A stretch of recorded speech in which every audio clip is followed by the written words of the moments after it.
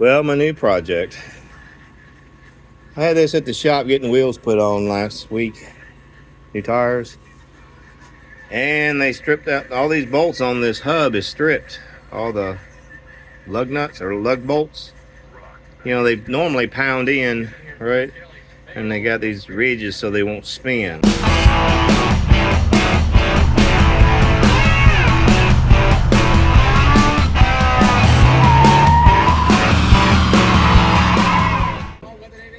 Well, I guess this old hub, they just spin. I don't know why. They're old, wore out. They did it. I don't know.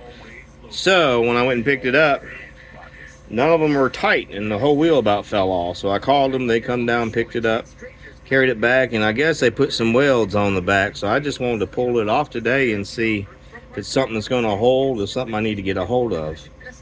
You can't buy these no more. It's just a hub, but nobody sells them. They're just so old. Nobody makes them. Tried to find around here. Nobody's got something like this in a junkyard. So, options.